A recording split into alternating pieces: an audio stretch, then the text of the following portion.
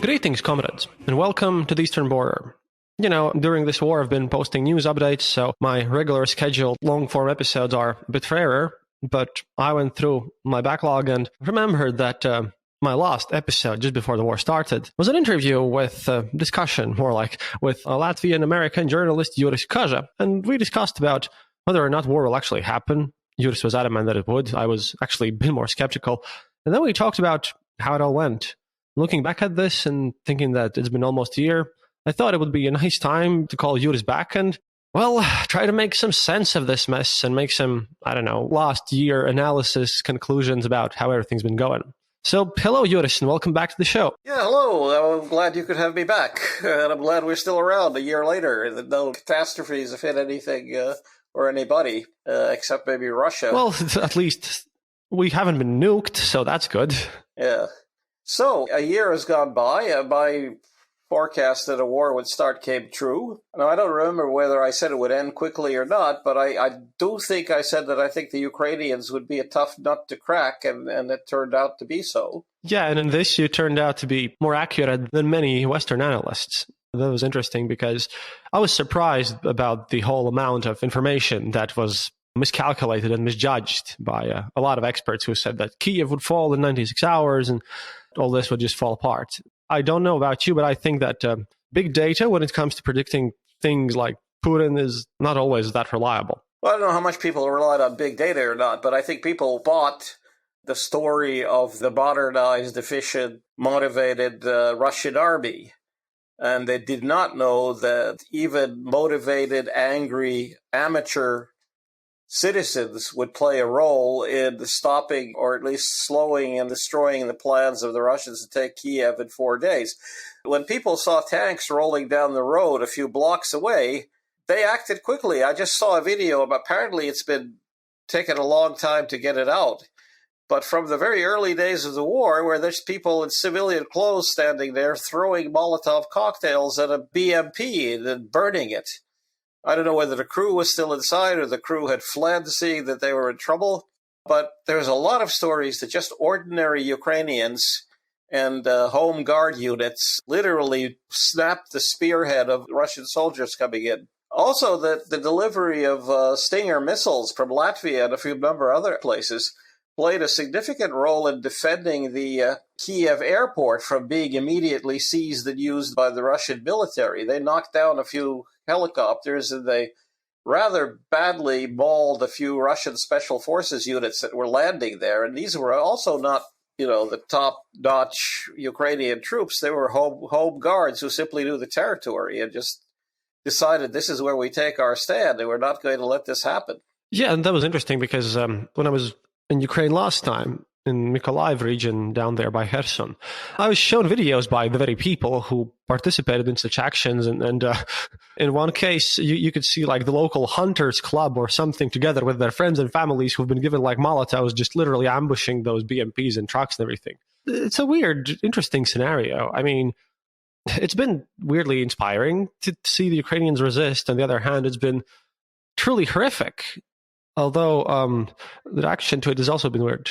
Well, it's been horrific what the Russians are doing. I mean, leveling cities. This is like a combination of the sort of the Nazi bombardment of Rotterdam with World War I, where we have trench warfare and massive artillery barrages that really don't accomplish anything at least for the Russian side, because the Russian side does not have precision artillery. The Ukrainians now have HIMARS. The Ukrainians are able to take out either major ammunition dumps or kill substantial troop concentrations, as in the last few days. Yeah, but that's talking about HIMARS and all the equipment.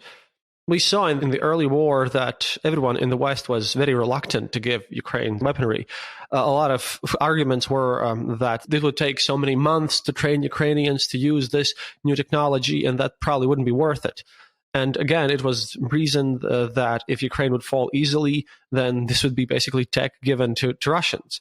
That turned out not to be the case. So now many people in Ukraine also look back at this and say, well, maybe we should have gotten everything earlier. It took a year, and Germany is still very wary of giving Ukrainians the Leopard tanks. It's just a bit confusing about how and why is this part sort of delayed often? Well, first of all, I don't know how many functioning Leopard tanks the Germans have left, because there are a lot of stories about the sad state of the German military with things breaking down on maneuvers and everything. But okay, the whole idea, I mean, I don't see the logic of saying, well, okay, the Ukrainians are going to lose anyway, but then what would have happened after the Ukrainians lose? Then we would have a major ground war in Western Europe against NATO, because they would move in, and they would very surely try to move into the Baltic states, triggering Article 5. I agree with this, but I think personally I understood the fact that in at least some minds, some Western politicians' minds, they sort of see two Russias instead of one. They see the Russia which is boggled down in Ukraine, that's fighting there and this corrupt thing and that is struggling to defeat Ukraine. And then they have this other Russia of which they are afraid of, this big power that is threatening to Europe.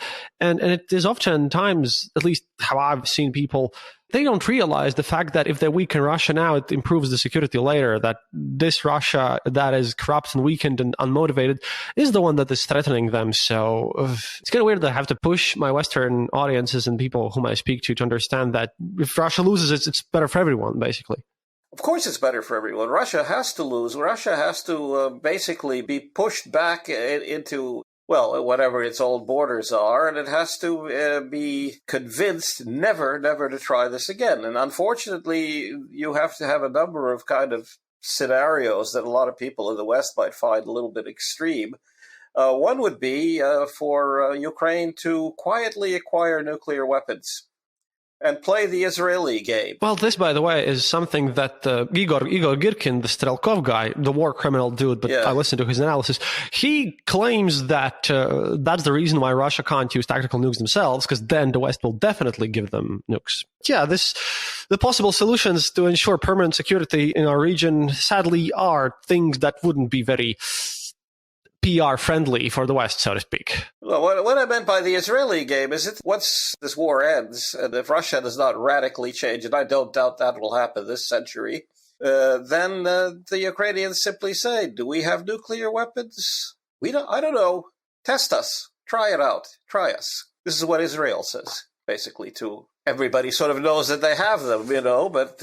I do believe Russia will change, but not in the way that, not in any reform way. I am even more firmly convinced that we're seeing the lost colonial empire about to split apart, and Tatarstans and Kurils joining Japan, Chechnya and Caucasus getting independence, all that stuff. I don't believe it's going to stay in one piece.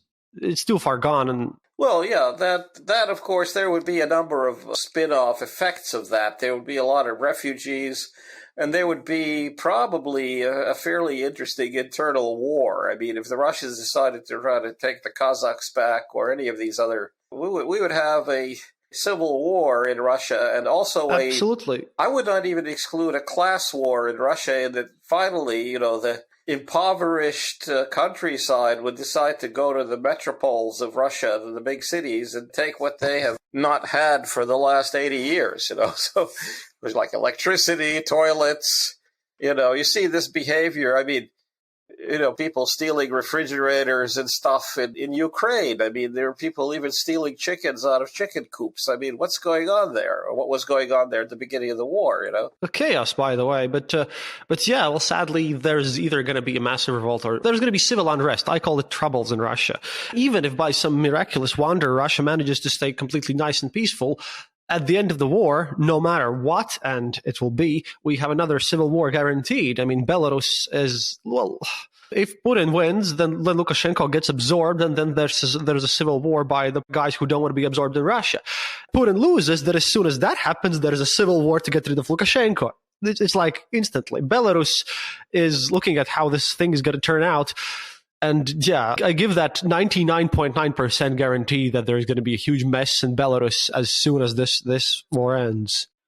Well, I think it's a deserved mess for Lukashenko. I think when Lukashenko has got a choice, column A is Mussolini, column B is Ceausescu as to the way he wants to exit. Well, sadly, I think for both Putin and Lukashenko, exiting like Muammar Gaddafi is also very likely, Well, yeah, that's okay. Yeah, that's not going to be, sitting there in a suit in The Hague probably going to be hanging from a lamppost with objects inserted into various body parts in Moscow. That's one outcome. It's all been weird, especially since Putin's turned to be this very paranoid person that, unlike Zelensky, who's like out there in the open all the time. And I was really impressed at the beginning of the war when Zelensky decided to stay in Kiev and all that. But Putin's been just sitting in his bunker and totally not acting like an actual leader. And people have noticed, and I'm just wondering why. And also surrounded by people who are misinforming him. I mean, there have been New York Times articles about this, that there are these hardline sycophants surrounding him who do not tell him the reality of the fact that the Russian army is losing that war, that the Russian army is taking incredibly major and senseless casualties. You know, you gather hundreds of people together, they all decide to call home, and guess what? You know, it's HIMARS o'clock, you know, and a few hours later, so... Oh, what about Kyiv? It was even worse. I mean, we recently got info. That was conflict intelligence team. The Russian guys who are all expats and are in Ukrainian said that they gathered info about why exactly all that battalion of people were gathered there in Kyiv on the New Year's Eve. Because the political officers of the conscripts decided to, hey, let's make them all watch Putin's speech together. Literally, they were there to watch Putin's speech. That's an interesting angle. That is, yeah. One of the things that we found out, because it's so bizarre. Interestingly enough, it's also been weird to see all the reaction everywhere. I mean, last time we spoke, we had no idea that the Victory Monument would just go. It is so bizarre and weird that... Oh, you've been here in Latvia, yeah. Yeah. Like, the backlash has been, like, everywhere. Well, that was a delicate issue that people were sort of... I mean, I didn't like the damn thing. I almost used the F word applied to it, but... You can... look, this is Eastern Border. You can swear as much as you want. It's fine. Okay, yeah. Well, anyway, I was not enamored of the fucking thing.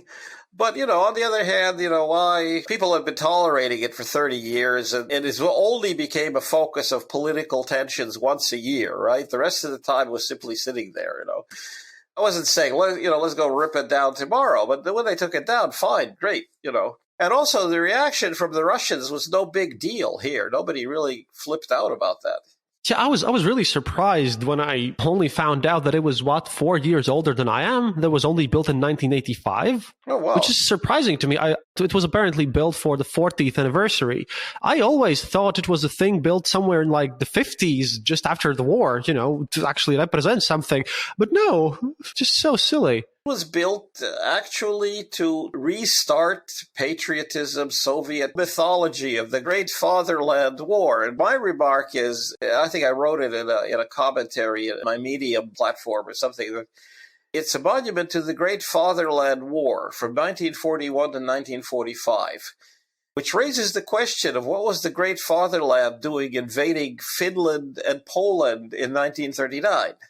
Yeah, that's another thing that I don't really know why exactly, but I do believe that the Winter War was a part of World War II, as it should be. But of course it was. For some reason, historians tend to separate these two things, and I don't really understand why. It must be a political reason. Well, not Western historians at all don't separate it. Soviet historians, and even to some extent now Russian historians, see that as a blatant distortion of history. If anything, to say that the World War II started on the 22nd of June, 1941. Well, people had been at it for 2 years already. You know, we'd had the Battle of Britain. We had the Holocaust already getting on in Eastern Europe. Meanwhile, you know, the Russians were sort of sitting back, and while their allies up until, midnight on June 21st, 22nd, were up to all of this, you know. This war myth is something that's been pushed to the forefront right now, even more so than the usual, since all this reestablishment of various military youth things in Russia. Putin's really trying to kind of, for his audience, trying to turn this into some sort of great patriotic war. But this really isn't working. Russia is a fascist state. I mean, again, taking the word fascist and saying there are several definitions. I mean, there is... I made an episode where I went through Umberto Eco's all 14 points and looked at how they apply to Russia. And guess what? 14 check marks out of 14. So I would say 15 out of 14, but anyway. So you have that. And as to what was built in the 80s, this was this time when, when the war was fading out. 40 years, I mean, people who fought in the war were already in their 60s by then, mid-60s. Now the interesting thing is that anybody who fought in World War II is more likely dead than not. And so this whole living memory thing was also fading out. It was also a period when people here in Latvia who I know, who remember those times, say that, the number of veterans of the war suddenly increased. People signed up for benefits and stuff like that, thanks to this hoo-ha about the war, it's been 40 years, whatever it was. People, it turned out, who would have been 11 years old and were fighting in Stalingrad, and trying to get themselves certified as veterans. So there's a lot of this sort of weird fraud surrounding all of this as well. So everything's been weird. I don't know if you've heard of that. So that's why the monument went up. And then, then it became, actually, after Latvia regained its independence, became this kind of symbol of something for the Russians, I wonder, because I know that in the early 90s, we had some patriotic, they would technically be terrorists, but the guys who were, I think it was the Thunder Cross or something, guys who wanted to blow up the monument. Yeah, well, they're sort of... I wonder if they're still in prison. No, they're not. Well, one or two of them never made it to prison because they were terribly bad with explosives. They blew themselves up. I sort of vaguely remember that. I was already living in Riga when they tried to blow the thing up, and they failed. They killed one or two of themselves, I don't remember.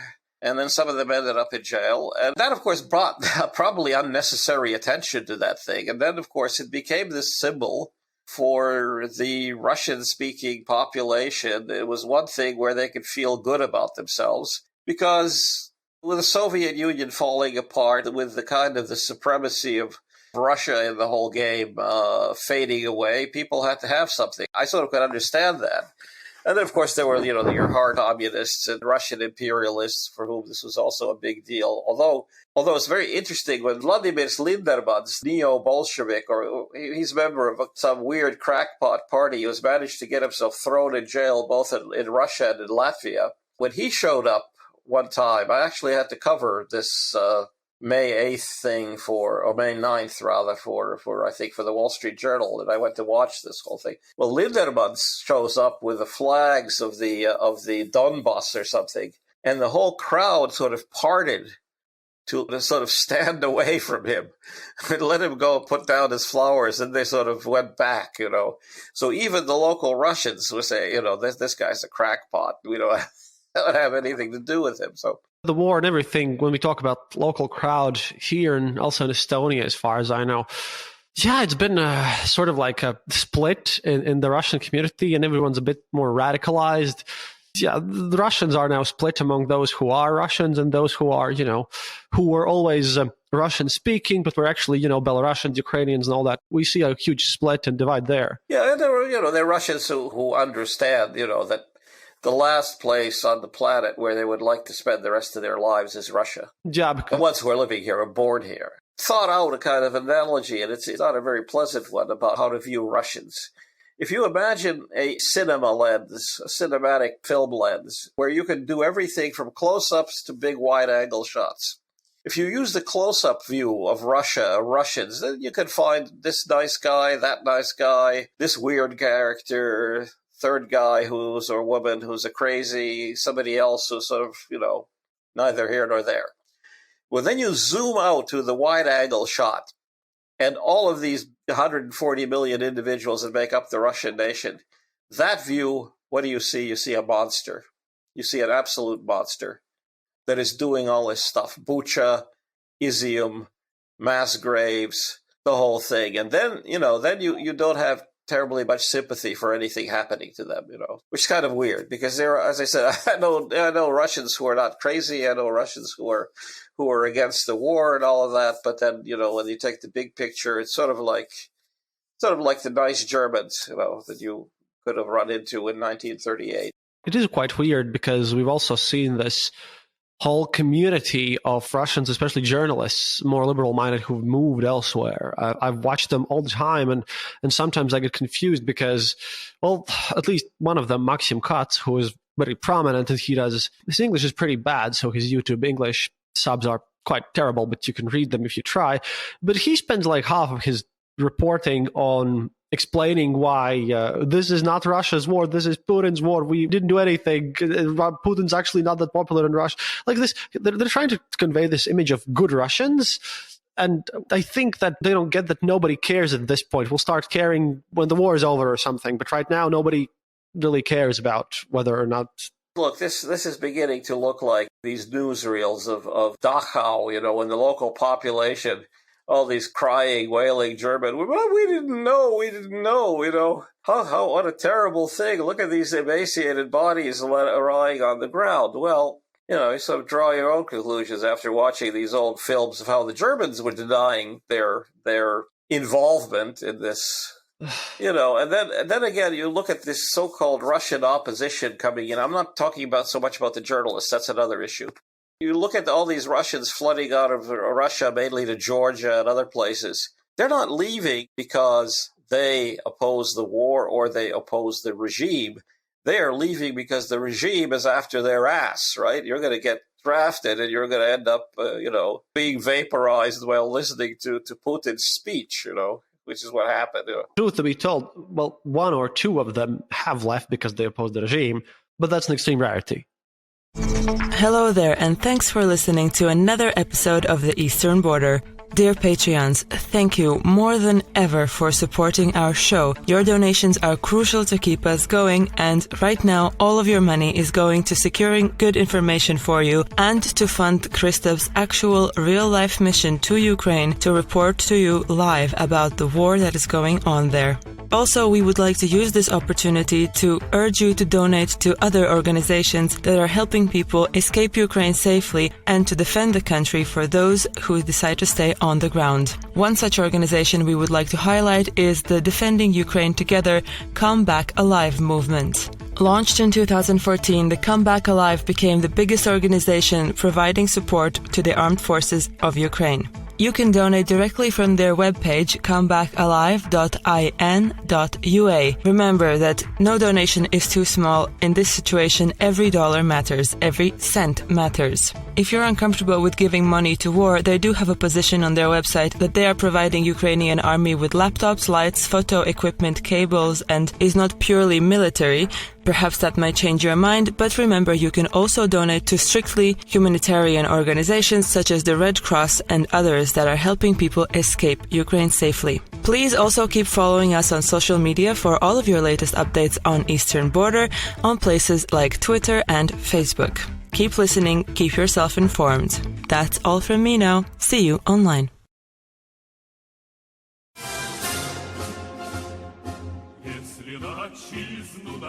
In Latvia, as far as the journalists go, or the media that are here, they are now being subjected to this extreme test that if you are not absolutely for having Russia totally fragmented, broken up, and sort of, rolling on the ground in sackcloth and ashes, then you are an imperialist, and then you should be shut up, and you should, belong here. Leaving who as the only media voice in Russia? Well, the official Russian media, right?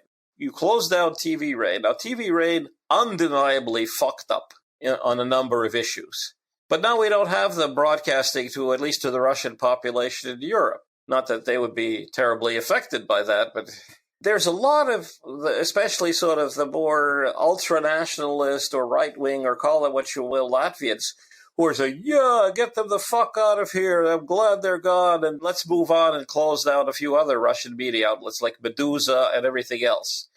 Then you are basically saying the only Russian language voices that we want left in our information sphere are the ones from Moscow. That's personally very stupid, I think. All these objections saying, well, they're not anti-imperialist enough and all of that. But you have to understand that these so-called non-conforming media, like TV Rain, like Novaya Gazeta, all of these, they were treading the line in an authoritarian state. So they were not, coming out and saying exactly what some of them may have wanted to say. I mean, I think back to the Soviet era, when people in the Latvian emigre community were always looking at certain media or certain personalities to detect a kind of hidden message of dissent. You take the poetry of Wisma Belshevitz, you take some of the writings that appeared in literary magazine Literatur and Max, Literature and Art here, that actually at some point got even reprimanded by the Communist Party, for its... You take the whole so-called national communist movement here, who also sort of tested the boundaries without breaking them. Now, this is what these media were doing when they were in Russia. And when they're let out here, of course, you look back at what they were saying. They were not saying, tear down the Russian Empire, or let the Buryats set up their own republic or whatever else, But they were definitely against the system as it was. They were definitely against the authoritarian system, and they were suffering from it. They come out here, and that's held against them. Yeah, but they also have made massive mistakes. Like they were invited to go to the occupation museum. They didn't go. They were, of course, decided to just ignore a bunch of our laws and everything. It's a complex issue there. But I do agree that, look, also what they're doing is that they have, like TV Rain, has a massive viewership in Russia. And if you want to catch the attention of those Russians who might, believe Putin's propaganda and all that whatnot, you have to start with issues that, they care about. Like, you have to talk about the problems of the mobilized and stuff. One of them, the soldiers at the front. I remember the U.S. media, the dissident U.S. media, of course, that was a totally different media situation, referring to bring our boys home, support our boys, bring them home from Vietnam. That was a slogan, That was an anti-war slogan that people used. I think what we have here is the kind of hardcore nationalist right-wing circles in Latvia that want to simply get rid of everything Russian. They accept no compromises. They accept no explanations or excuses. Just get these guys the fuck out of here. That's what I see as the subtext in a lot of this going on. Also, there's a very prominent, however she prominent or not, she is a writer and poet and publicist who is running this incredibly hardcore, almost fanatical campaign to literally erase the Russian language totally from the public sphere here. Again, without any kind of possible compromises or whatever. Although, admittedly, you've had 30 years to change the educational system, and that has been screwed up completely. We've had, every year that I remember this issue coming up, it was always 2 years from now that we would go completely over to all education totally in Latvia. It's it's like kicking the can down the road for the past 30 years. So, look, Juris, I have my own very huge list of grievances towards Latvian politicians.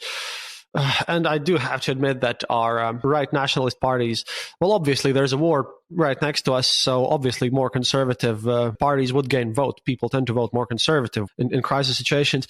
Of course, yeah. But that has inspired the very dumbest of them to do stupid things. This is not about that. We'll make an ep on this one. I really would like to focus on the war here, but it is so closely tied together.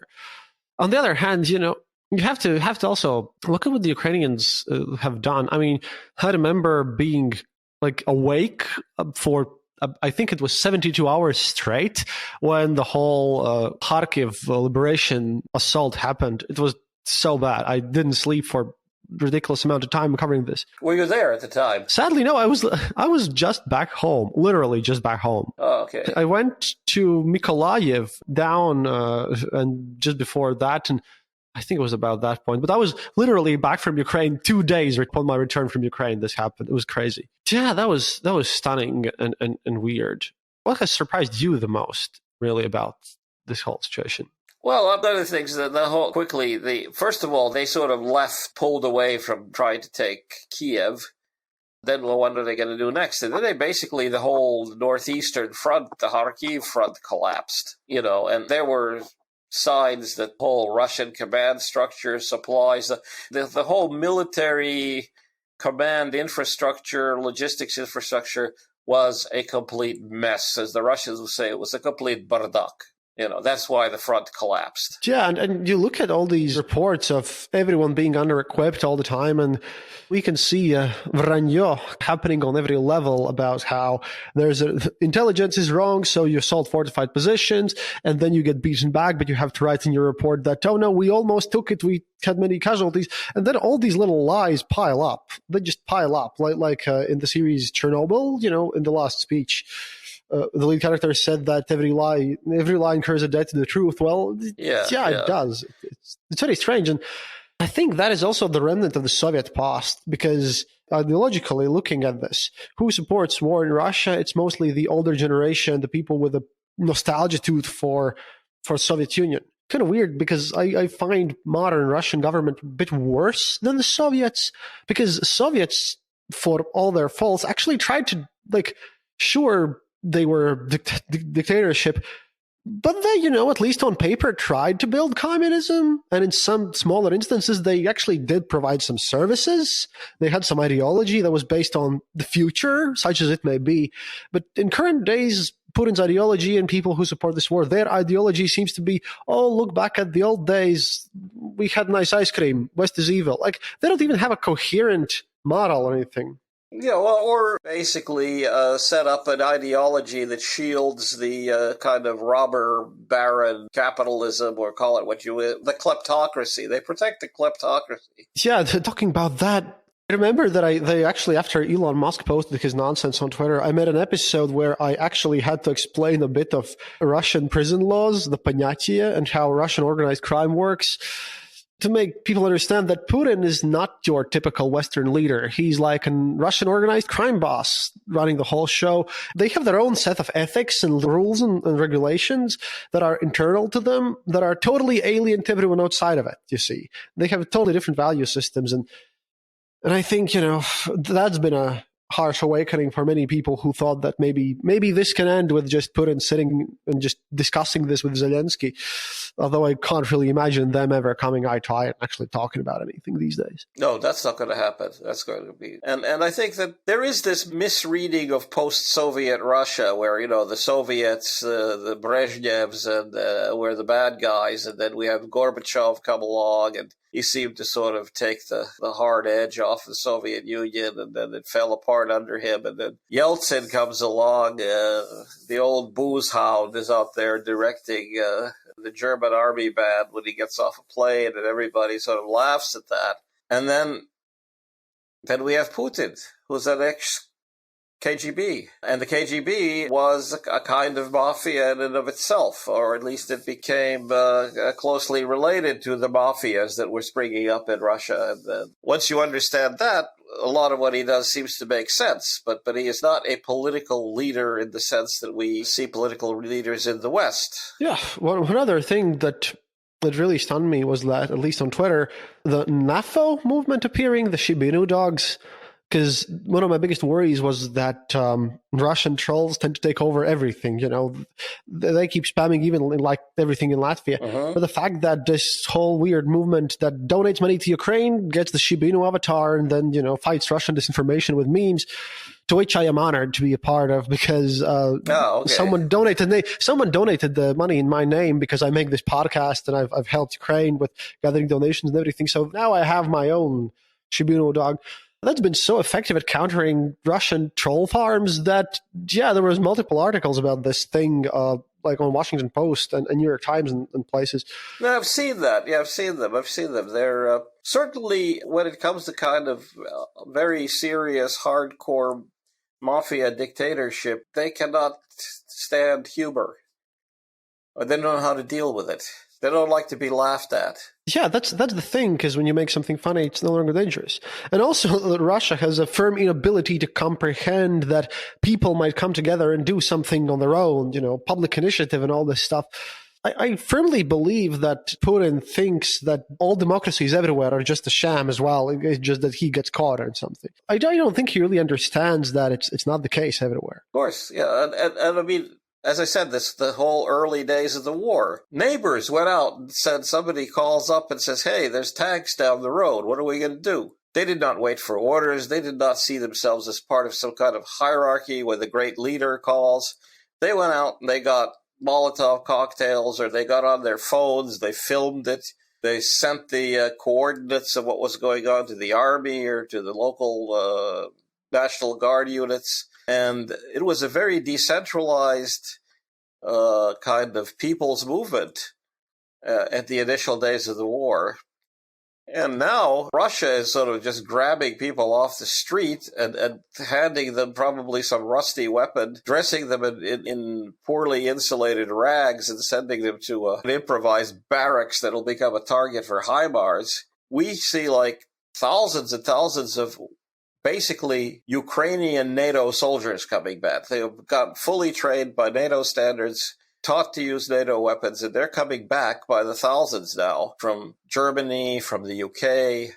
Soon there'll be some of them be training in the US to use Patriot rockets. So this is an incredible backfire for whatever Putin thought he was going to do, or whatever Russia thought it was going to do. First of all, it's ended up with Sweden and Finland in NATO, and it's ended up basically generating indirectly a NATO army on its own borders, fighting against its military forces. It is all so bizarre.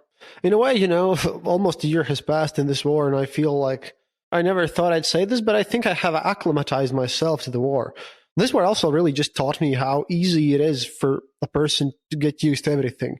I mean, on my first stay in Ukraine, it was scary because missiles were exploding nearby. But then after a while, you're like, I can't record until 1 a.m. because at 1 a.m. they're going to explode something, so then I can move on. So strange. And also, if you think about it, at least in our region, and I'm not talking about Ukrainian kids, they're a special case. They've been through a hell. But think about, kids in Latvia, Lithuania, Estonia, all these other places. If you started your high school in 2020, right? So you spent basically your first 2 high school years out of 3 not even going to school because of COVID. And then on the year where you can go to school, you probably have some kids from Ukraine in your class, and there's a massive war. Well, the 20s have been a crazy period. 100 years ago was the roaring 20s, and now it's kind of like the crazy 20s. And it doesn't really seem it's going to stop. I think we're going to have some terrible scars off of this, and we're looking at a very weird situation. The scars that we're going to have here in the West is probably going to be more, the claims that there are sort of COVID scars. People did not socialize. People were, isolated. People fell back in their studies and all of that. War is a far more serious thing than that. One thing that I'm actually happy that didn't turn out as bad as I predicted, but it could have and it easily should have, it was a very tiny percentage that it didn't happen, is that they actually made the grain deal. I was very afraid of this because of how huge the percentage of the Ukrainian grain is everywhere in the world. And the grain deal really saved a lot of people from starvation. One thing, though, that will feel impact on the next year is that the fertilizer coming from Russia isn't going to a lot of countries. So we're probably looking at a food crisis still, but now limited to more developing nations who are more reliant on Ukrainian and Russian grain and fertilizer for their supplies. But a major food crisis have been avoided, so that's great. The grain deal, I mean, any sort of literate, high school educated African who could read the newspaper would have figured out that the reason that, his country relatives or his city relatives or whatever were starving was because Russia started a war against the main supplier of food to Africa, or one of the main suppliers. It was the Russians who would be blamed for that. Punch through any Soviet or Russian propaganda coming at them. And I don't think that'd make Russia especially popular in the third world, not that it ever was. That would have been a bad move on their part. Well, it is popular somewhere. Roscosmos just today announced that they have begun their cooperation with the government of Zimbabwe in their space program. So, that's a great, right? Yes, I can see Zimbabweans on the moon next year. Come on, I mean, that is. I'm not denigrating. I'm sure that there are people in Zimbabwe who would make excellent, rocket scientists at a theoretical level, but the country does not have the means or infrastructure to launch, space missions. Yeah, but to explain it a bit more, there is a good reason why they've signed this program, because think about how much money can be stolen from governmental resources if you just declare that it's going to go to Zimbabwe to help them with space infrastructure. Pro tip, the money is never going to go to Zimbabwe at all. Sure. Never mind Zimbabwe. It turns out that a hell of a lot of money was spent allegedly to influence Ukraine so that, that on the third day people could change out of their field uniforms into their dress uniforms and march down the avenues of Kiev, because all of the Ukrainians would be running into the streets with flowers to greet the Russian tanks. Well, that money was wasted. No propaganda effort, serious propaganda effort ever took place. Not that it would have worked anyway. And all that money was wasted. There was another major corruption scandal there. I have another thing about this propaganda issue. I just recently found out because some Ukrainians leaked some pre-2014 documents about what Ukraine's previous, what was it, Yushchenko? No, it was Yanukovych, I think. Yanukovych was about to do, since he had signed a program about cultural integration of Eastern Ukraine with Russia, basically so that Russia would control their education systems and stuff like that. It was all like in process of happening when the Maidan hit. Russia was about to use a ton of soft power to integrate all those places. So yeah, that also disrupted it. It's so weird and scary if you think about it, how Russia is the largest country on earth. They have underpopulated Siberia and tons of natural resources whom they can't even access because they don't have the technology, but it's there. It's not like the only reason why Russia should ever, from any aspect whatsoever, invade anyone is just so Putin can keep his mansions. I'm a strategy video gamer, all right? And if you look at Russia's situation, then there is objectively no reason why to do this. And this struck me at the beginning of the war, and it has been proven true. Russia is all the bad stuff I told they would. They are suffering now. And it doesn't stop the war. It's just that it's blows my mind how you can ignore this.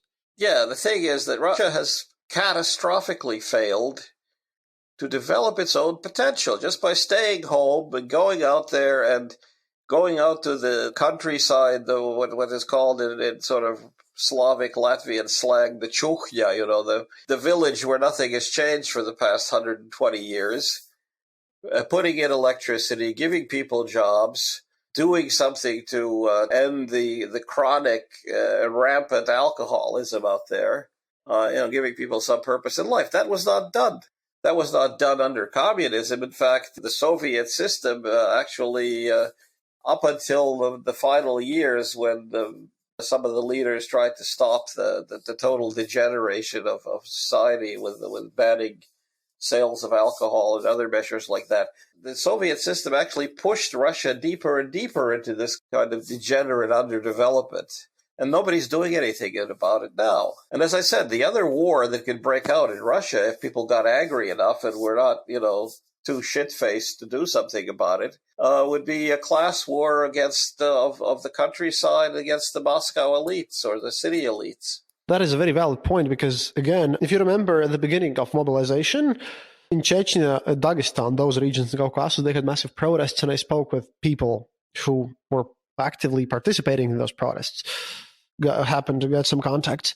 And they told me that, at least in the regions outside Moscow, they already live as de facto independent regions, basically, because they have a saying that Caucasus is Caucasus, Siberia is Siberia, and Russia is Moscow.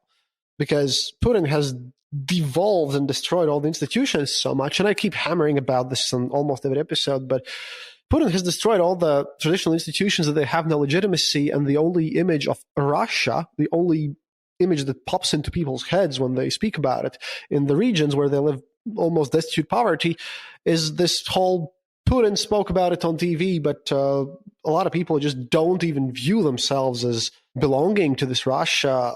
They view themselves as their own ethnicity, their own region, and they do everything locally. And this whole Russia is just associated with Putin and people who just, take their resources and don't give them anything in return, which is, yeah. Well, that will filter through at some point because people do have access to internet. People do have access to some way of looking and saying, why First of all, why do people have nice shiny cars, indoor plumbing, air conditioning, movie theaters, and all that stuff in Moscow and not here out in the middle of nowhere? In the West, we see that there are people in farming districts in the U.S. or Canada in the prairies who are very well off, who have mobile internet, who have flat screen TVs, who have robot tractors out there.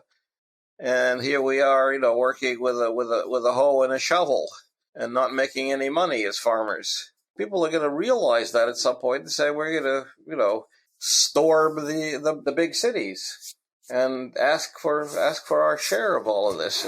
At this point, by the way, if a year ago I could try and predict the future better than right now, if you'd ask me what's going to happen in the next year, I can give you only very vague statements about the possibilities. It's just, right now we're in a weird position where all of this is changing and it's very hard to predict the future. One thing, though, that I think should happen, by the way, is I think we should really, after this, reevaluate how the world works. And by that, I mean we should look at the United Nations and maybe just scrap that idea and build something new instead. Because out of all the weird things that we've seen is how utterly devastatingly useless the United Nations are. It's just that they are a massive bureaucracy that is like, they're a laughing stock, basically. Yeah, I mean, I could partly see that. I mean, there are a lot of other things that they do, like environmental stuff and setting sort of standards. But certainly the United Nations had played its true role. It would have thrown Russia out, in March of last year, if not earlier. And it would have demanded that peacekeeping troops be sent in to, say, protect the nuclear facilities and the ones that are now occupied by Russians. But the UN is like somebody said, it's like an umbrella that you fold up when it starts to rain. You just take it down; it's not there anymore. Quite weird in all the situations. By the way, nuclear stuff, when you mention this, that is the only business that hasn't hit any lists, and that's because, well, apparently there are only 2 countries in the world that actually have corporations that help other nations build nuclear power plants and then upkeep them. One of them is Russia, the other one is France. So the Russian projects, as these deals are like for 20 years or something, Rosatom isn't in any sanctions list whatsoever, just because if they would, and this would stop, functioning, then we would probably get some nuclear meltdowns somewhere. At least that hasn't been touched and probably won't. I think Rosatom has one of the best known nuclear meltdowns in history on its account, right? Yeah, but they also kind of fixed this one up. No, I mean, there are others. General Electric in the U.S., there are other companies that are capable of building nuclear reactors. And as far as maintenance, I mean, you could take it over. You could say, okay, Rosatom, get out of here. Give us your documentation. And we'll keep this place from, cooking off for the next couple of years and fix it up, So. Yeah, but I think it's not a good thing since we have learned that relying on Russia's oil and gas is pretty terrible. So maybe there's a slight chance that people will, get out of their heads this bubble about Chernobyl and this fear-mongering about it and understand that nuclear power has become much safer and much cleaner than it used to be, and that... Well, yeah, I would agree with that. That's another story, but that Chernobyl accident has to be, again, framed in terms of the Russian bardak and not in terms of the nuclear industry as a whole, although there have been, a number of interesting things that have happened there as well. But everything here is just a bit of a confusing mess. But yeah, this has been almost an hour, but I'd like to mention that during this whole process, I still managed to go to the United States for a bit. And you grew up in Boston, if I recall, right? Right, yeah. Went there once again and walked the complete Freedom Trail, the big one, once again. Didn't manage to go up the monument, though, but very much enjoyed Boston oysters. And then when I returned, I found out that they're now trying to popularize oysters here in Latvia a bit more. You can buy them in Stockman, but they totally don't taste like anything you could get in the East Coast United States, which is weird, but just a side note. Well, yeah, I was sad to say, when I was just in Boston in October, I had to meet a mutual friend of someone here in Latvia, actually an American guy, and he took me to what he said was one of the best seafood restaurants in Somerville. It's a suburb it's just outside Somerville and Cambridge are connected. And I forgot that I had a severe seafood allergy to clams, and I ate some of them. And I made it to my brother's house before the symptoms kicked in. So, So much for Boston and seafood, but I'll know to avoid it. But there's a lot of, it's one of the nicest cities that I know in the world. It's compact. I've never actually walked the whole Freedom Trail. I have been out to Lexington, where the whole, first shots of the American Revolution were fired, and they were fired not so much out of patriotism, but because the Brits arrived and they woke up the local militia who had been drinking all night and sort of shook them out of a hangover morning. And of course, people were pissed off, and that's why they started shooting at each other. Okay, but round everything up. I just said it's hard to predict anything, and this is difficult. But if you would have any comments on what do you think is likely to happen in this year, and do you think war will end in this year? What are your I guess best educated guesses about what's going to happen in this year concerning the war and everything? I think the war will end. At some point, there will be a surge both of Western heavy military equipment flowing into Ukraine, and of basically, as I said, the Ukrainian army basically becoming a NATO-trained, NATO-equipped army, and one of the most powerful armies in Europe. And I think that when the war ends, Ukraine will become one of the most powerful military forces in NATO when and if it joins NATO. And I think it will join NATO. I think that's almost inevitable. As with all arming Ukraine and training it and giving it weapons, it'll be so strong militarily that at one point I think NATO will just ask Ukraine to join, because it would make no sense if they wouldn't. Because if they're out of NATO... That's one thing. And the other thing is that instead of going to firing areas in Germany or training in the U.S., that NATO soldiers will be trained by Ukrainians in the future. Oh, yes, definitely. They now have an excellent experience in trench warfare and in armored vehicle fighting and everything. It's crazy. They are fighting the future war with the drones, with the use of instant telecommunications to coordinate fire on the enemy, and with deception. And they're going to be the go-to country for learning how to fight the Russians, assuming we may still have to fight the Russians at some point if they don't learn. And sadly, I don't think Russians learn very easily. Yeah, about that part, I don't know. I know that I'll definitely be keeping an eye out on Belarus, because at this point, when troubles start happening there and Lukashenko is about to get thrown out, well, after so many times in Ukraine, I guess I have my credentials that I just should go there or something. If you saw the massive protests and the massive repression after the election in 2020, then it's pretty clear that once the cork pops out in Belarus, the fight will be over to who gets to tear Lukashenko's carcass apart and throw it to the dogs, and whose dogs get a piece of it, It's not going to be a big internal war. And the lampposts of Minsk will be filled with these thugs who are beating up people in 2020. Well, look, Putin at least has a chance, a small chance, a very tiny one, about 5-6% to get to Hague, okay? He has a slight chance to actually sit in that chair as an accused of war crimes.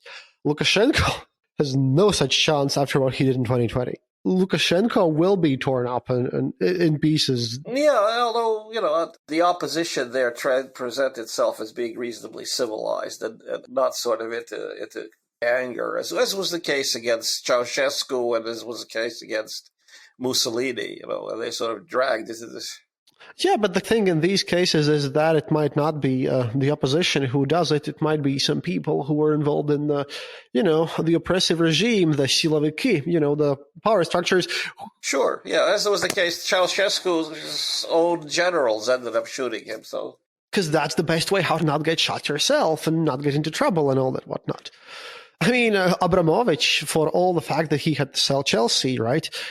He still is trying to get himself portrayed in a good light. I mean, some of these rich people, have put themselves in a position where they understand that it's way beneficial for them to, pick the winning side. On the other hand, if you look at all the people who have accidentally fallen out of a window in Russia recently, this is a weird time we live in. Way more interesting than last year in weird.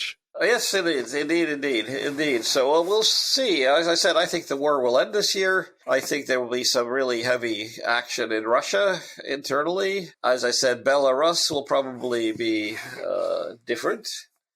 There will be less Lukashenkos around, including the big man and maybe some of his family who will end up swinging from a rope along with him. And we may see a brighter sort of set of circumstances if we speak a year from now.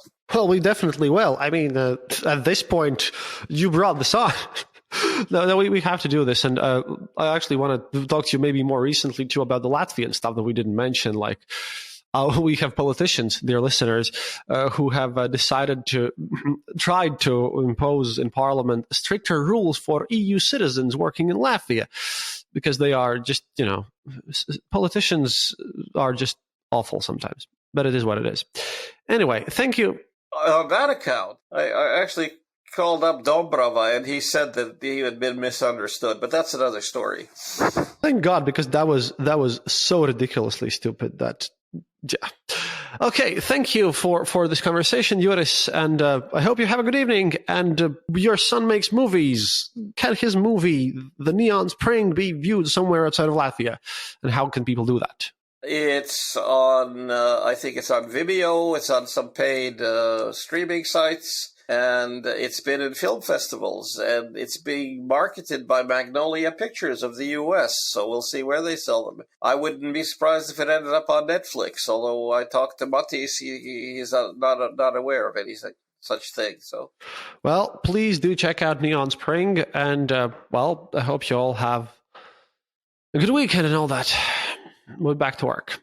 You too. Talk to you later, then. I'll talk to you again at some point in the next... coming exciting year. And remember, happiness is mandatory.